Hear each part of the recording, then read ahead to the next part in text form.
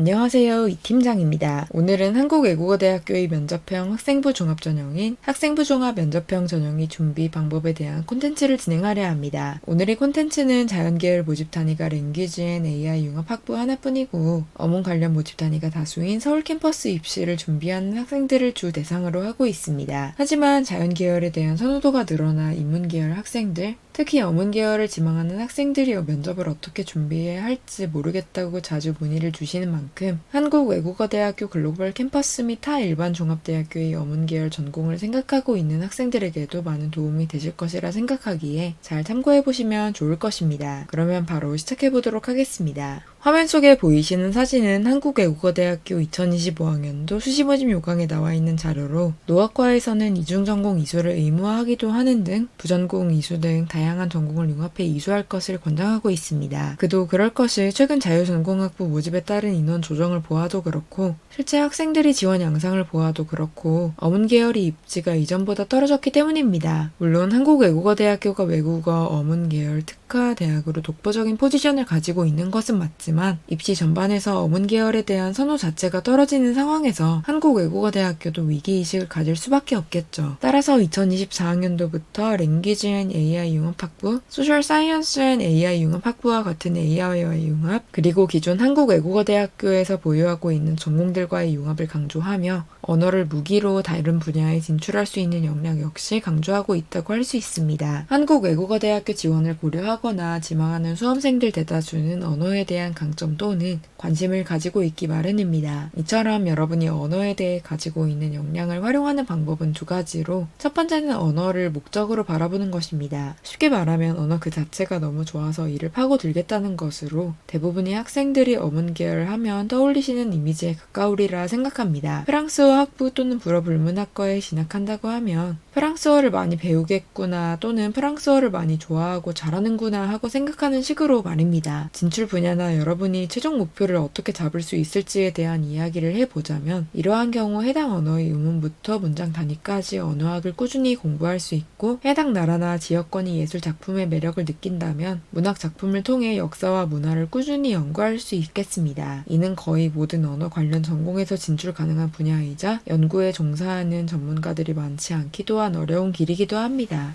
꼭 학문과 학자의 길을 걷는 것이 아니더라도 또 많이들 생각하시는 것이 통번역 등 해당 언어의 읽기, 말하기, 듣기, 쓰기를 능통하게 한 뒤에 번역 업무에 종사하는 것입니다. 다만 최근 생성형 AI의 발전에 따라 많은 번역 업무가 대체 위협을 받고 있다는 점을 알아두시기는 하면 좋을 것입니다. 이 팀장이 통역 AI 대체론 등을 주장하려는 의도는 당연히 아니고 고도로 발전된 번역 기능을 활용해도 맥락 등을 고려하는 데나 번역 자체에도 2%씩은 아쉬운 부분이 있는 것처럼 인간이 개입할 수 있는 여지는 언제나 존재할 것입니다. 하지만 최근 이 팀장이 AI 이슈 콘텐츠에서도 말씀을 드렸다시피 GPT-4o 등의 생성형 AI가 고도로 발전해서 번역 전문가들도 놀랄 정도였으니 일단 이러한 사실을 인지하시고 계시되 그럼에도 불구하고 번역에 대한 열의를 가지고 있다면 생성형 AI와 인간 번역의 차이에 대해 고찰해 보시는 것이 좋겠습니다. 언어뿐 아니라 해당 지역의 문화, 역사, 사회 등에 대한 연구를 하고 싶은 것도 크게 보면 언어를 목적으로 보는 범위에 들어가기는 합니다. 한국어나 영어로 저술된 학술 자료만 활용할 것도 아니고 결국 해당 나라 및 문화권에 대해 더 잘 배우고 적어도 해당 나라에 가서 경험을 쌓으려면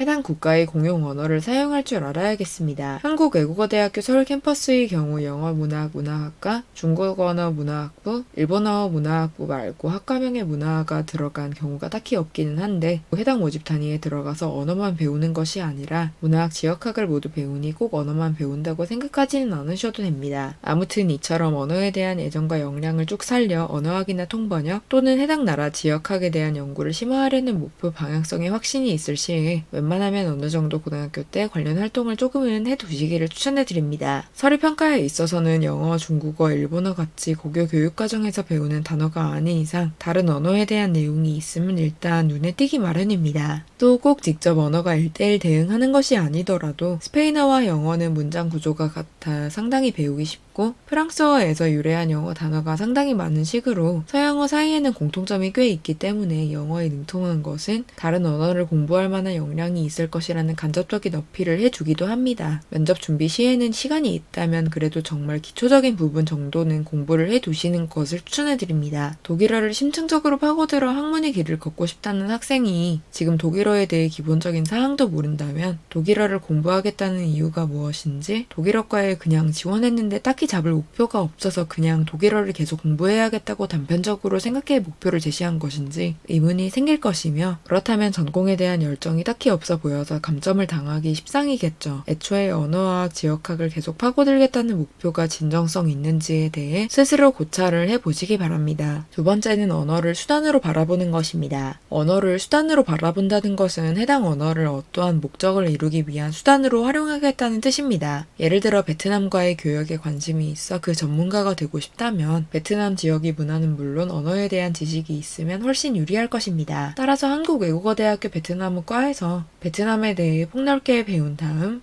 통상 관련 이중 및 융합 전공을 활용하여 무역 통상에 대한 지식을 쌓고 이러한 총체적 지식을 바탕으로 목표를 달성하겠다는 플랜이죠. 특히 한국외국어대학교에서 최근 융합적 면모를 강조하고 있으므로 언어를 수단으로서 어떻게 활용할 수 있을지 잘 고민한다면 한국외국어대학교 학생부 종합전형에서 눈에 띌 수 있겠습니다. 그리고 한국외국어대학교 서울 캠퍼스에서 어문 관련 전공을 제외하고는 상경대학, 경영대학, 정치외교학과, 행정학과, 미디어 커뮤니케이션학부, 사범대학, AI 융합대학이 있습니다. 사범대학을 제외하고 해당 전공들을 이중 전공으로 선택할 수 있으며 브릭스 및 유럽연합, 동북아 지역문화, 콘텐츠학 등을 전공할 수 있는 융합전공 시스템도 있으니 화면 속에 첨부하신 링크를 활용해 보시기를 바랍니다. 그래서 학생들이 주로 설정하는 목표가 특정 지역 마케팅 전문가, 미디어 제작자, 무역 전문가 등이 있는데 결국에 어떤 목표든 특정 지역을 설정한 근거를 명확히 제시하실 필요가 있습니다. 인도가 최근 인구를 바탕으로 폭발적으로 성장 동력을 얻고 있다든가 유럽과 아시아를 잇는 지리적 요충지로서 튀르키예에 관심이 있다는 등 국제 정세 속에서의 근거를 찾으셔도 되고, 정말 간단하게 여러분이 특정 미디어를 통해 접한 모습을 통해 매력을 느꼈다거나 하는 점이 시작이 되어도 됩니다. 여러분이 왜 해당 지역에서의 마케팅이든 무역이든 미디어 제작이든 기타 등이든을 실천하려 하는지 해당 언어 문화를 중심으로 소명하실 필요가 있겠습니다. 보통 1학년 때는 별 생각 없이 경영 미디어 쪽을 지망하다가 2학년 및 학년이 올라갈수록 인기 학과의 벽을 느끼고 어문 쪽으로 방향을 어떻게 틀어서 학교를 높일 수 있냐고 많이 문의를 주시곤 하는데, 정말 어문 계열에도 생각이 있다면 관심 있는 나라의 언어는 아니더라도 지역학 정도는 두루 탐구해 보시는 것을 추천해드립니다. 아무리 융합을 지향한다고 한들 결국에 특정 어문학을 배우는 학과가 본질입니다. 기본적인 애정은 보여주시는 것이 기본 태도가 되겠습니다. 한국외국어대학교의 경우 특히 역으로 상경계열 등 타 전공에 지원하는 학생들이 활용할 수 있는 전략도 되겠습니다. 학창 시절에는 경제 분야에 집중해서 탐구하느라 다소 탐구가 부족했는데 경제학부 입학 후 특정 어학과를 복수 전공하여 해당 언어와 문화에 대해 배운 뒤 특정 나라의 경제 전문가가 되고 싶다는 방향으로 말입니다. 현실적으로 어문 계열의 입결이 비교적 낮은 만큼 이러한 어문 플러스 알파 융합 전략은 보통 입결이 비교적으로 낮은 어문 계열 학과에 진학하는 학생들이 활용하는 전략이기는 한데, 상경 및 경영, 미디어 쪽에 충분히 합격할 만한 역량을 갖춘 학생이 특히 한국외국어대학교에서 특화된 어문 분야에 대한 관심을 보여준다면 한국외국어대학교 지원 당위성이 더욱 높아지겠습니다. 그리고 최근 한국외국어대학교에서는 한국외국어대학교 특화 분야인 언어와 AI의 융합을 밀어주고 있습니다. 대표적으로 이와 관련한 분야는 자연어 처리가 있으며, 자연어 처리는 인간이 언어를 컴퓨터가 이해 및 처리를 할 수 있도록 하는 작업으로 특정 언어를 처리하려고 하면 해당 언어학에 대한 지식이 많을수록 좋습니다. 언어를 목적으로 보는 방향성에 가깝기도 한데 어떻게 보면 언어학이라는 것을 알아야 하기 때문에 언어 자체를 좋아하고 연구하기도 해야 하니 두 가지를 섞었다고 표현했습니다. 영어 통번역학과는 인문계열 모집 단위인데도 영어 데이터 처리 및 분석, 실용 음성 및 처리 등을 배우는 언어공학 트랙이 있습니다.